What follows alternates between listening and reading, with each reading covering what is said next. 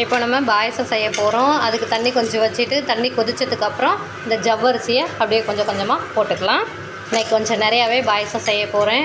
முன்னாடி செஞ்சும்போது பத்தலை அப்படின்னு சொன்னாங்க குழந்தைங்கள்லாம். அதனால் இன்றைக்கி பெரிய பானையிலே வச்சாச்சு செய்யலாம் அப்படின்ட்டு. ஜவ்வரிசி எல்லாத்தையும் போட்டாச்சு. நல்லா வேகட்டும். வெந்ததுக்கப்புறம் நம்ம சேமியாவை போட்டுக்கலாம். ஜவ்வரிசி வெந்துருச்சு, சேமியாவை போட்டுக்கலாம். இப்போ ஜவ்வரிசி நல்லா வெந்துருச்சு. இப்போ நம்ம உடச்சி வச்சுருக்க சேமியாவை போட்டுக்கலாம். இங்கே சேமியா இருக்குது, சேமியா அப்படியே போட்டுக்கலாம். எல்லாத்தையும் அப்படியே கொட்டிக்கலாம். சேமியாவும் போட்டாச்சு. நல்லா கிண்டி விட்டுக்கலாம். நல்லா வேகட்டும். ஒரு 5 நிமிஷம் இருந்தாக்க நல்லா வெந்துடும். அடுத்ததை நம்ம பாலை ஊற்றிக்கலாம். வெந்ததுக்கப்புறம் நம்ம பாலை ஊற்றி நம்ம அப்புறம் முந்திரி திராட்சை எல்லாம் போட்டு நம்ம இறக்கிக்கலாம்.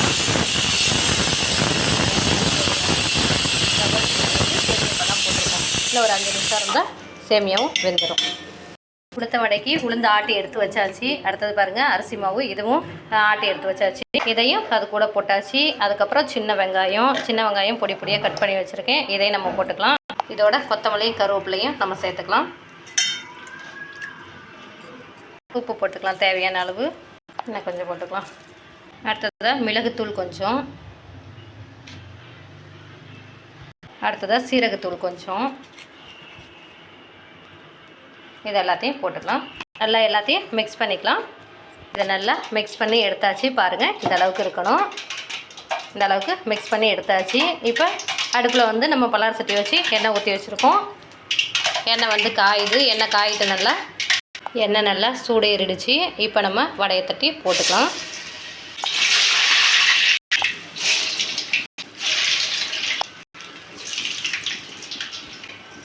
வடைலாம் போட்டாச்சு. இப்போ நம்ம வந்து பரட்டி போட்டுக்கலாம். அப்படியே ஒன்று ஒன்றா இந்த செக்கு கம்பியால் நம்ம போட்டுக்கலாம். பலகார கம்பியால். ஓகே, நல்லா வேகட்டும். அப்படியே பரட்டி போட்டுக்கலாம். அவ்வளோதான். இதுக்கு மேலே வந்துட்டு நம்ம போட முடியாது. 4 6 போட்டிருக்கோம். ஓகே, நல்லா வேகட்டும். வெந்ததுக்கப்புறம் நம்ம எடுத்துக்கலாம். இங்கிட்ட பார்த்திங்கன்னா பாயசம் ரெடி ஆகிட்டுருக்கு. பாயசம் கொஞ்சம் நேரத்தில் ரெடி ஆயிரும். ஓகே, வடை வெந்துருச்சு. இப்போ எடுத்துக்கலாம்.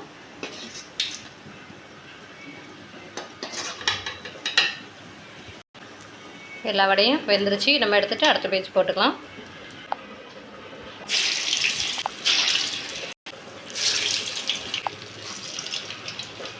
அடுத்ததாக இந்த பக்கம் பாயசம் ரெடி ஆகிடுச்சு. இப்போ நம்ம பாலை ஊற்றிக்கலாம். இதில் அவ்வளோதான். பால் பாயாசம் நமக்கு ரெடி ஆகிடுச்சு.